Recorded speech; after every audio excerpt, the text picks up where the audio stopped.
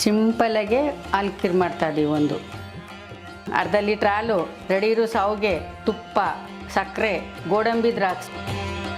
ಯಾವ ರೀತಿ ಮಾಡ್ತೀನಿ ಅನ್ನೋದ ಸ್ಟವ್ ಹಚ್ಚಿದ್ದೀನಿ, ಬಾಣಲಿ ಇಡ್ತಾಯಿದ್ದೀನಿ.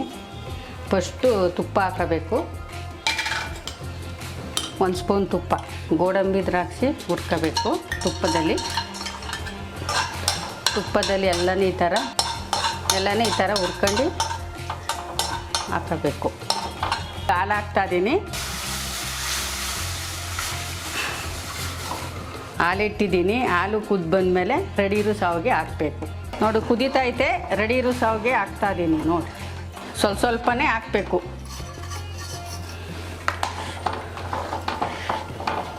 ಗಂಟು ಪರ್ದಿರೋ ಥರ ಈ ಥರ ತಿರುಗ್ತಾ ಇರಬೇಕು. ನಮಗೆ ಸಿಹಿ ಎಷ್ಟು ಬೇಕು ಅಷ್ಟು ಹಾಕಬೇಕು.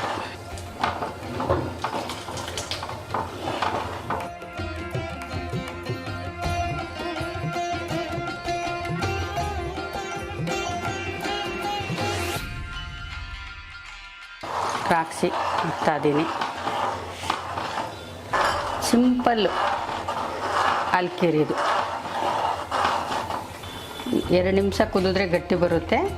ಅದನ್ನು ಕಪ್ಗೆ ಹಾಕೊಂಡು ನೋಡ್ಬೋದು. ಗಟ್ಟಿ ಬಂತು,